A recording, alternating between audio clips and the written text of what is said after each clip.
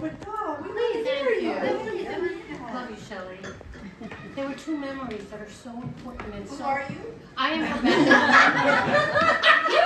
I've been peripheral to the movement for a very long time. There was a moment when there was a horrible car accident coming back from the John Brown Anti-Plan Committee conference in Chicago. Traumatizing for some of us. I drove home with Shelley and there was a lunar eclipse.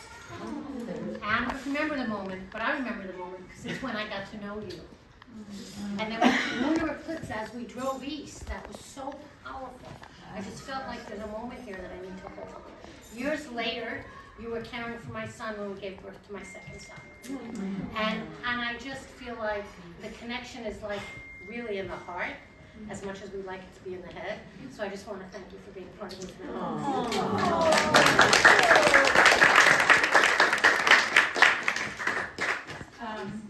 The word that comes to me, I'm Jane, truth teller. Even when it's really uncomfortable. Poor Sierra, you're going to be a plaintiff in the suit, I heard. Clark versus U.S. and in 77, and you foresaw things, you made them happen. You asked Leah and me to come to Newark for the adoption for Robert, and I still have pictures of the five of us when you were in the car seat, the little infant seat, and and then you spent some time at Weiss Ecology and summers with us, and it just keeps going. And yesterday was 4 years since Leah's gone, and I feel like her energy is really here. So thank you.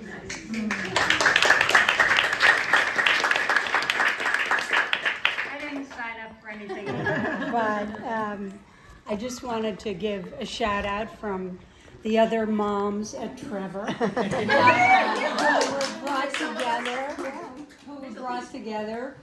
Mainly, we got to Shelley through Marcy and Robert, and homage to them. Homage, Robert. For that. And there's been a lot of talk about family, and I think everybody knows that Shelley has redefined the phrase immediate family. I'm like, who's that? Oh, okay. And then all of a sudden I realized how it was happening in my own life. Like, I don't know, one day I just found out, my brother Michael said, well, Shelley's coming up to Maine to look at a piece of land I may try to sell her. Sight unseen, but she was coming. She didn't buy it, but that was fun. And then, when Steve's mom died, Shelley was there for the first 3 days of the Shiva, and then she said, well, I can't come on the third. I told Steve, and he said, well, who the hell is going to do the fruit? And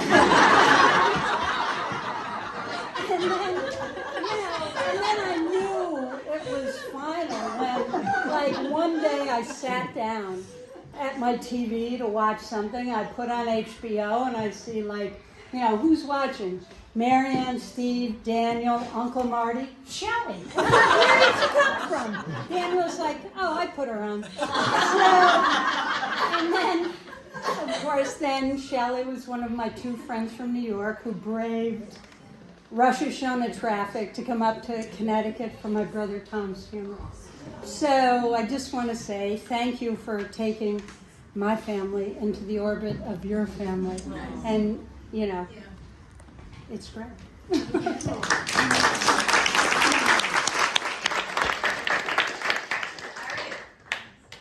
My name is Harriet. I am one of the co-hosts of this party.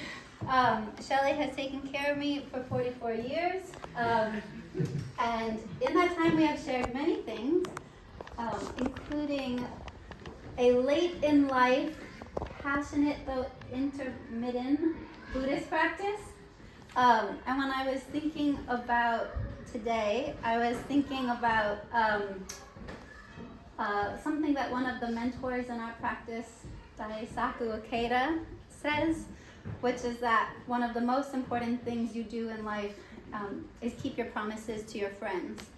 Because in order to keep your promises to other people, you will end up keeping your promises to yourself.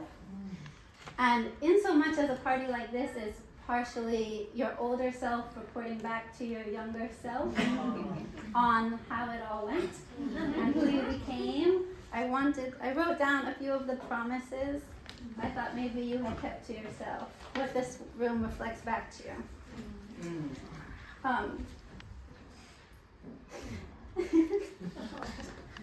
If you promised yourself to love and fight for justice, you've done that.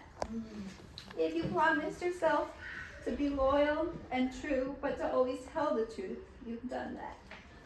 If you promised to take remarkable care of people, to live a life of care personally and politically, that is to be both moral and kind, you have done that. If you promised to be brave, if you promised to be thoughtful, if you promised to be fun, if you promised to be a seeker for all of your life, you have done that. If you promised and hoped to be beloved, then please report back to your younger self that you are so loved.